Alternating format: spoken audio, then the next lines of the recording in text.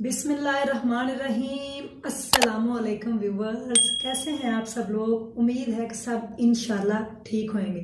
मैं हूँ स्ट्रॉन्ग उज़मा और आप देख रहे हैं आपका चैनल स्ट्रॉन्ग उज़मा। तो कैसे हैं आप सब लोग। तो चलिए शुरू करते हैं आज की मोटिवेशनल स्टोरी। मैंने एक बात नोट की है कि आजकल के दौर में लड़कियां लड़कों से आगे निकल चुकी हैं, यानी कि हर शोबे में हमें लड़की नजर आएगी, औरत नजर आ रही है, शाना बिशाना मर्द के खड़ी है। जब भी मुश्किल वक्त आया है हमारे घरों पे, हमारे मुल्क पे या किसी भी यानी कि चीज में, तो उसमें औरतों ने मर्दों का साथ दिया है। ऐसा सुनने में क्या देखने में भी आया, जैसे कि हमारे कायदे आजम मोहम्मद अली जिन्ना की बहन फातिमा जिन्ना ने उनका साथ दिया, उनके शाना बिशाना खड़ी रही। मैंने अपने हस्बैंड का बिजनेस में उनका हाथ बटाया, साथ दिया।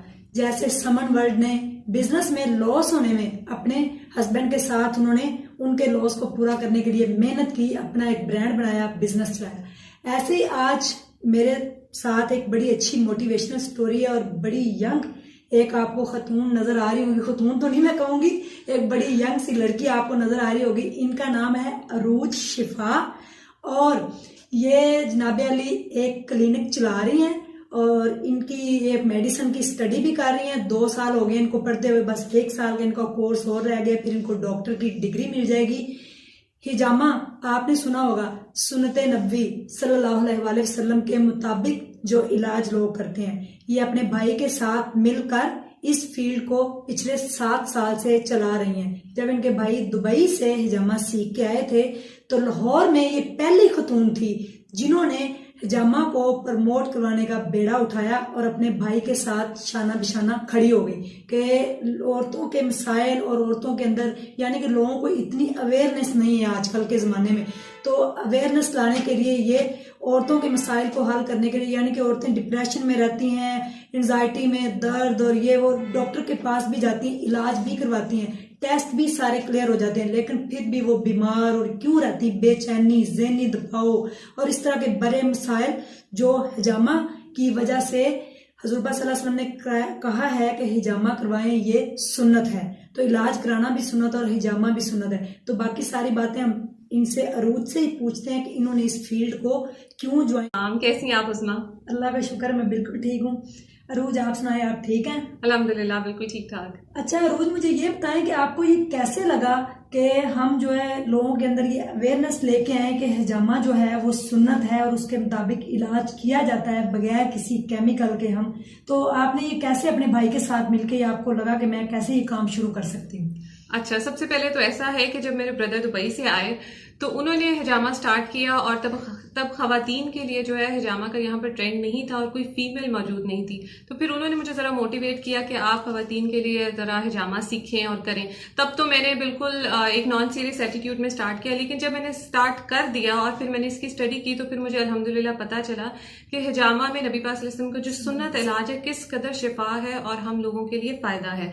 तो फिर यही देखते हुए और जब जिस तरह से भी क्लाइंट्स आते थे, पेशेंट्स आते थे और फिर उनके जो मसले मसाइल सामने नजर में आते थे, तो उनको देखते हुए कि जी बहुत ज्यादा इलाज करवा रहे होते हैं लोग और केमिकल वाली मेडिसिन भी ले रहे होते हैं, लेकिन उससे क्या होता है कि एक बीमारी ठीक होती है लेकिन दूसरी लग जाती है। और जब हमने देखा कि हिजामा का रिजल्ट बहुत अच्छा है और लोगों को फर्क पड़ा है, खवातीन के जो खासतौर पर मसाइल हैं जिसमें उनको बुरी नजर भी लगी होती है, फिर उनको और भी लोअर एब्डोमिनल एरिया से भी काफी ज्यादा मसाइल हो जाते हैं, पीसीओएस के बहुत ज्यादा जो इश्यूज हैं, फिर स्ट्रेस और एंजाइटी का शिकार बहुत ज्यादा खवातीन है। तो उन सब चीज़ों को जब लेते हुए हमने हिजामा से ट्रीट किया है तो अल्हम्दुलिल्लाह हमें बहुत अच्छे रिजल्ट मिले। तो फिर मैंने ये सोचा कि इस काम को प्रमोट करना चाहिए। एक तो सुन्नत है, सुन्नत को वैसे भी जिंदा करना ऐसे दौर में जब फितनों का दौर हो, तो वो बिल्कुल ऐसे ही है जैसे 100 शहीद सहाबा जो हैं उनको मुताबिक है कि उनको उनकी शहादत का आपको उस तरह से दर्जा मिलता है। तो अल्हम्दुलिल्लाह इसी चीज़ को जहन में रखते हुए हमने कोशिश की कि हिजामा को प्रमोट किया जाए और फिर मैंने अपनी स्टडीज स्टार्ट की। अब अल्हम्दुलिल्लाह मेरे 2 इयर्स जो है वो हो गए और आइंदा 2 सालों में फिर इंशाल्लाह मुझे जो है कंप्लीट जो है मेरी सर्टिफिकेशन डिग्री मुझे मिल जाएगी। Thank you. देखिए जी, सुन्नते नबी के मुताबिक इलाज हो रहा है। अब हम मजीद भी क्वेश्चन करेंगे क्योंकि लोगों के जो कमेंट आने हैं तो उसमें उनके जवाब जो है ना वो अभी से हम दे देते हैं। रोज मुझे ये बताएं कि दो तरह का ब्लड है, एक तो हम ना ब्लड डोनेट करते हैं किसी की जान को बचाने के लिए, लेकिन हजामा में जो ब्लड निकलता है वो क्या कहते हैं वेस्ट होता है, वो गंदा ब्लड होता है जो आप निकालते हैं, तो कैसे पता चलता है कि ये इतना निकलेगा तो इससे पेशेंट जो है वो ठीक हो जाता है?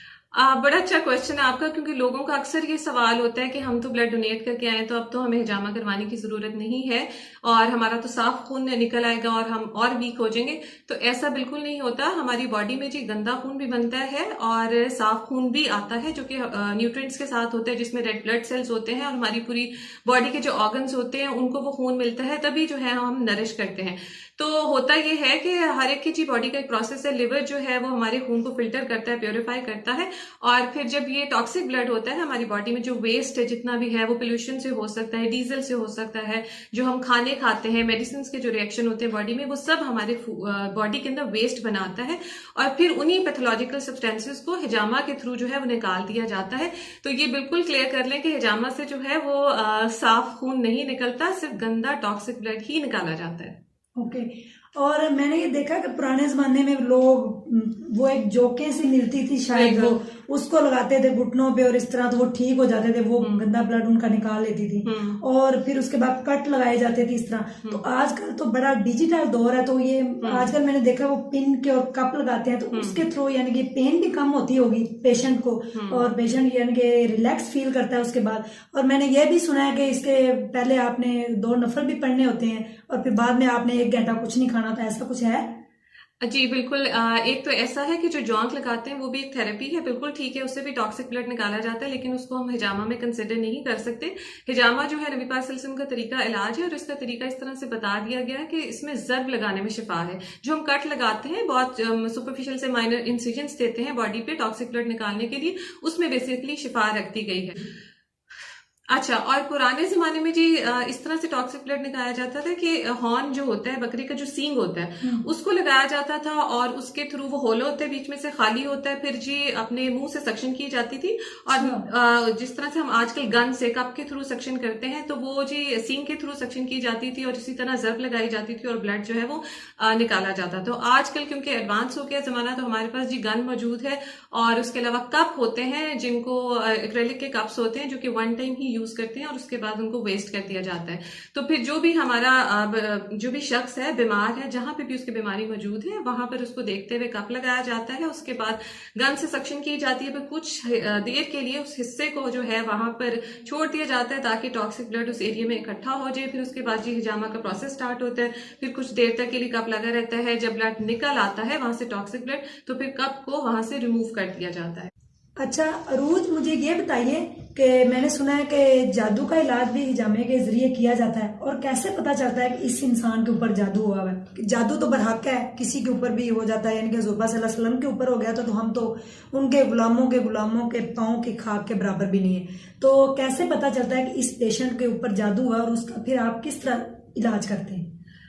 अच्छा, ऐसा होता है जी, कुछ सिम्टम्स होते हैं क्लाइंट के ऊपर और हम उसे डिस्कस कर लेते हैं। सबसे पहले जी जादू या बुरी नजर लगी हुई हो तो उसमें पेशेंट के ऊपर ये कंडीशंस होती हैं कि या तो उसको जो यौन बहुत ज्यादा आती है, बासियां जिसको हम जमाइयां कहते हैं वो बहुत ज्यादा आती हैं, उसके अलावा उनको बुरे ख्वाब बहुत ज्यादा आते हैं, यानी कि कोई जानवर नजर आ सकता है, किसी जानवर ने खुदा न खास्ता काट लिया है या कोई जानवर उनके पीछे भाग रहा है। फिर इसके अलावा जी खवातीन में खासतौर पर यह मसला होता है कि उनका आइसोलेशन में रहने का बहुत दिल करता है जी, हम अकेले रहें, बहुत ज्यादा अकेले रहना, अफसुर्दगी रहना और बगैर किसी वजह के रोने का दिल करना। उसके अलावा एक और सिम्टम जी ये होता है कि हार्ट जो होता है वो हमारा सिंक करता है, दिल का डूबना, या किसी काम का जब हम इरादा करते हैं या कहीं जाना होता है या किसी गेस्ट ने घर आना होता है, कोई भी इस किस्म के मामला हो, या सुबह सुबह जब इंसान सो के उठता है तो हमारा जो दिल है वो बहुत ज्यादा डूबता है, सिंक करता है। तो इस किस्म के कुछ सिम्टम्स होते हैं। जब हम पेशेंट से, क्लाइंट से पूछते हैं, अगर वो इसमें से कुछ 5 से 10% पे भी एग्री करता है तो फिर हमें इस चीज से आइडिया हो जाता है। और ज्यादातर क्योंकि नबी पाक सल्लल्लाहु अलैहि वसल्लम के जमाने में भी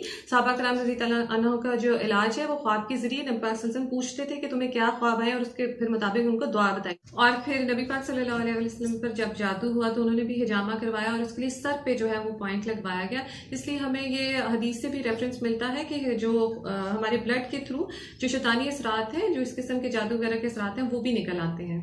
ओके, तो एंड पे आप कोई मोटिवेशन देना चाहेंगी हमारी खवातीन को, सबको, यानी कि आप एक कोई अच्छी सी मोटिवेशन दें, और आप से लोग यानी कि आप कमेंट के अंदर अगर पूछेंगे तो आपसे कांटेक्ट कैसे करें वो भी आप बता दें ताकि पता चल जाए लोगों को। अच्छा, अगर कांटेक्ट करना चाहते हैं या पर्सनली कोई भी खातून मेरे से बात करना चाहती हैं तो मेरा इंस्टाग्राम पे भी पेज है प्योर शिफा के नाम से, और यूट्यूब चैनल भी है प्योर शिफा के नाम से। लिंक जो है ना डिस्क्रिप्शन में डाल दूंगी, इनके क्लिनिक का नाम भी, इनका टेलीफोन नंबर भी, और इनका इंस्टाग्राम का और जो इनका यूट्यूब का चैनल उनका मैं लिंक डिस्क्रिप्शन बॉक्स के अंदर डाल दूंगी।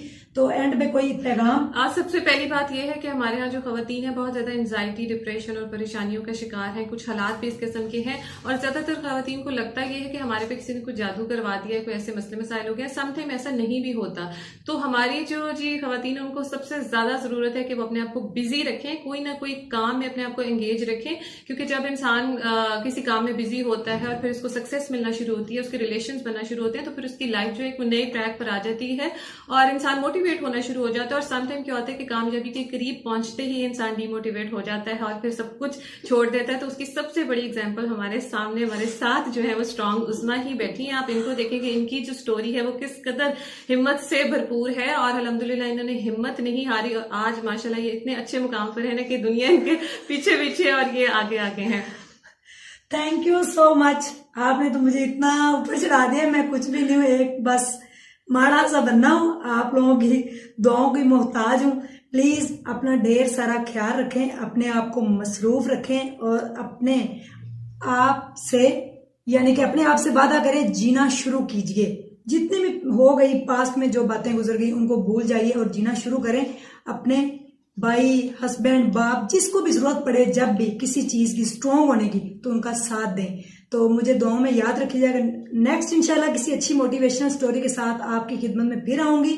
अगर आपके पास भी कोई अच्छी मोटिवेशनल स्टोरी है तो प्लीज आप मुझे इंस्टाग्राम पे स्ट्रॉन्ग उज़्मा 123 पे राब्ता कर सकते हैं या मुझे कमेंट बॉक्स के अंदर भी आप बता सकते हैं और फेसबुक के पेज के ऊपर भी आप मेरे से कॉन्टेक्ट कर सकते हैं।